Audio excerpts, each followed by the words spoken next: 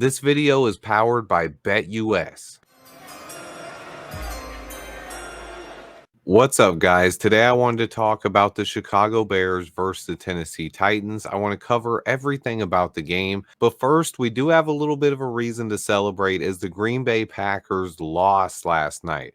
Other than the Bears winning, a Packers loss is almost as sweet as it gets in the NFL. I will say I hope Jordan Love is okay. He got hurt on one of the last plays of the game. Jalen Carter kind of grabbed his leg and his ankle got rolled up underneath and his knee got twisted a bit. Hope Jordan Love is okay. But the Packers started out the season 0-1, and we're hoping the Bears can start out 1-0. First off, let's talk about the injury report. Keenan Allen, Montez Sweat, Ryan Bates, Karan Amagaji, Roshan Johnson, and Mercedes Lewis were all full participants in practice and should be good to go. Meanwhile, Zach Pickens has been ruled out for week 1. At defensive tackle, Chris Williams and expected practice squad call-up Sam Roberts will both see action against the Titans, with Pickens being out. I showed off what Sam Roberts brings to the table with a look at his preseason film yesterday. Check that out if you missed it.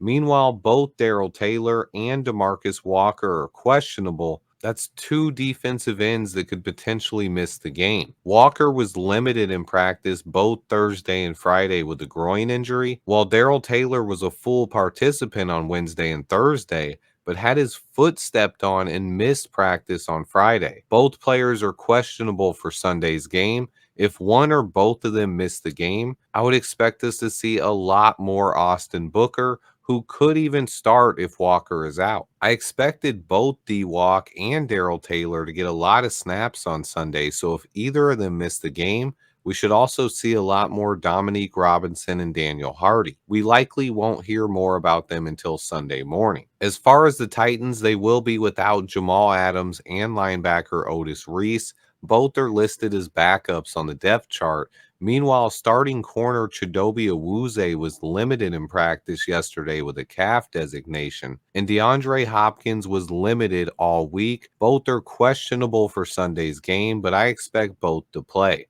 Now I want to cover some of the keys of the game for the Bears before talking about the X factors and my predictions. On offense for the Bears, we have to protect Caleb Williams. Jeffrey Simmons versus the interior of this offensive line is going to be a key in this one. And it's also very important for Shane Waldron and the Bears to establish the running game. As far as Caleb Williams, you want him to take what the defense gives you. No need for hero ball, and get the playmakers involved. DJ Moore, Keenan Allen, DeAndre Swift, Rome Odunze, etc. And then we have to avoid turnovers and 3-and-outs. On the defensive side of the ball, we need to put pressure on Will Levis. But in order to do that, we need to first stop the run. The Titans are transitioning from a power running game with Derrick Henry to more of a speed-based attack with Tony Pollard and Tyjae Spears. If the Bears can stop the run game, that sets up Montez Sweat versus the Titans' offensive tackles, both J.C. Latham and Petit Frere. Meanwhile, the Titans have 3 really good receivers, and that's going to be a good matchup there. D-Hop, Calvin Ridley, and Tyler Boyd against Jalen Johnson, Tyreek Stevenson, and Kyler Gordon. The Bears have to shut those guys down if they want to win this one. Also, I want to do a special thank you to BetUS for sponsoring this video. Use code YouTube150 to get a 150% deposit bonus on your first 3 deposits up to $2,000. Head over to betus.com now. BetUS is my sportsbook and casino. But now let me go ahead and get into the X factors of this game. I could name so many, but I'm going to try to keep it in check here. The first X factor for the Bears is DeAndre Swift. He's going to be a huge part of this game plan, both running the ball and even on screens and checkdowns out of the backfield to help get Caleb Williams comfortable in his first career start. Meanwhile, like I mentioned, Caleb needs to take what the defense gives him, not try to force many throws, stay in control of his nerves. He has all of the talent in the world, and we know he's eager to prove himself, but he has to play under control and limit his mistakes in this one. As far as that interior of the offensive line, though, the Titans added some extra fuel to the fire as they have an all-pro defensive tackle, Jeffrey Simmons. but he's made some comments this offseason about knocking Caleb's nail polish off. I'm looking forward to Tevin Jenkins sending this dude a message. But Simmons is going to be matched up against both Jenkins and Nate Davis, and probably get some matchups with Coleman Shelton. Stopping Jeffrey Simmons is an X factor for this offensive line. But as for the players we need to attack on the Titans, I think we have to attack their offensive tackles. Montez Sweat and our pass rushers against the offensive tackles of the Titans is the biggest X factor of this game for me. At left tackle, the Titans have J.C. Latham, who was the number 7 overall pick of the draft. He has a ton of talent, but he's making a big transition here. He started on the defensive side of the ball before moving to the offensive line in 2021 and playing just 135 snaps at right guard for Alabama. He then spent the last 2 seasons as Bama's starting right tackle before being drafted in the top 10. He's never played left tackle, but now he's going to be making his first career start in the NFL at, you guessed it, left tackle.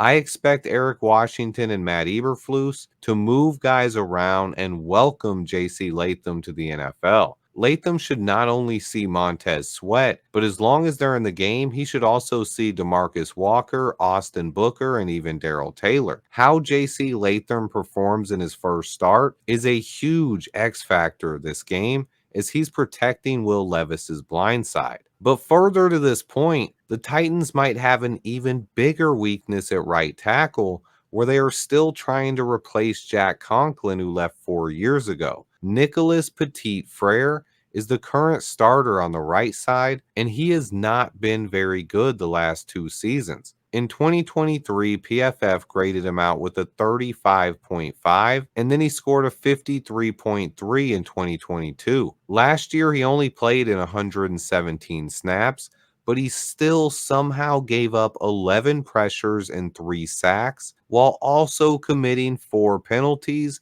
That is just awful. And then in 2022, he wasn't that bad, but he still wasn't very impressive, giving up 35 pressures and 5 sacks in 937 snaps. He also had 8 penalties. So as long as our defense can stop the run, the biggest X factor of this one for me comes down to the Titans starting offensive tackles. You have a rookie left tackle who's never played on the left side, and then you have a right tackle who was a 3rd-round pick in 2022. He's struggled in the NFL, and he's coming back after missing most of last season due to shoulder and knee injuries. The Bears should have Montez Sweat attacking from both sides, trying to expose these tackles and wreck the Titans' game plan on offense. The interior of the Titans' offensive line is actually pretty good.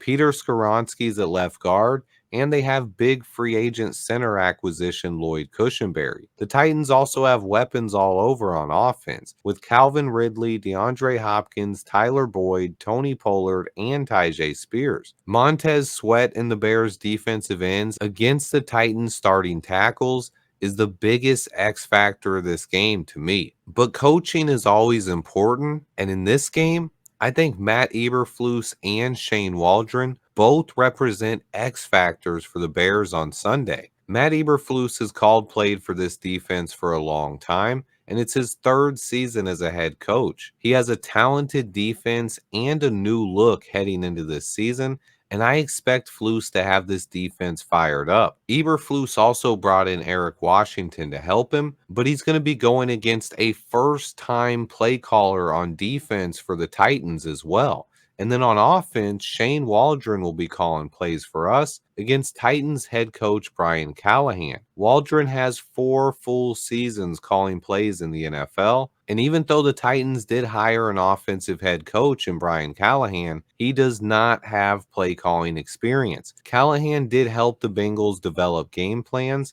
and he was a big part of the offense in Cincinnati, but he was never the primary play caller.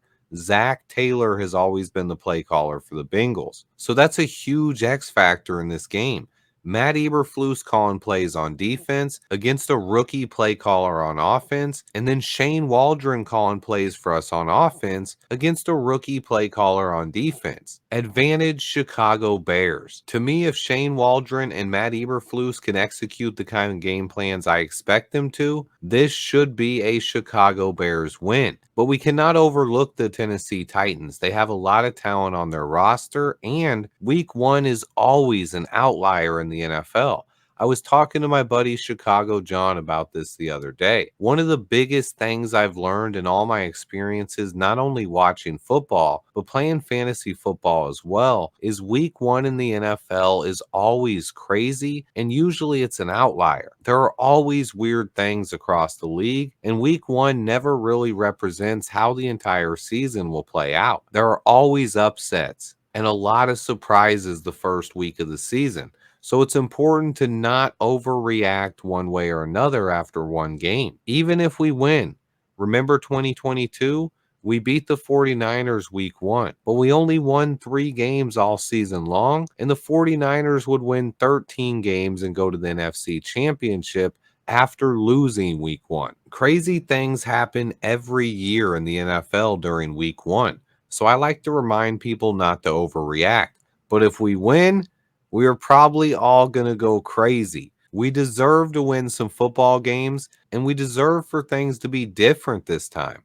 I expect Matt Eberflus to have this team fired up and ready to go. We're at home for this one, and this team has just felt different all off season long. From Ryan Poles and Matt Eberflus down, there is a clear swag to this team, and I think they want to come out and make a statement week one. The defense is ready to go, and the crowd will be fired up and loud. The Titans have a new head coach and a lot of talent. We have a rookie quarterback versus a rookie play caller and head coach. I expect Caleb Williams to make history this weekend and break the 0 for 15 streak of number one picks at QB in their first career starts. I don't think it's going to be easy, but I expect a Bears win on Sunday. I'm going with a final score of 31-20. Let me get your guys' predictions in the comments. Week one is here. Chicago Bears football is back. And then again, thanks to BetUS for sponsoring this video. Remember, you can use promo code YouTube150 to get a 150% deposit bonus. Bears versus Titans tomorrow. Let me know how amped up you guys are as well. Please remember to hit that like button for me. Stay tuned. And until next time, bear down.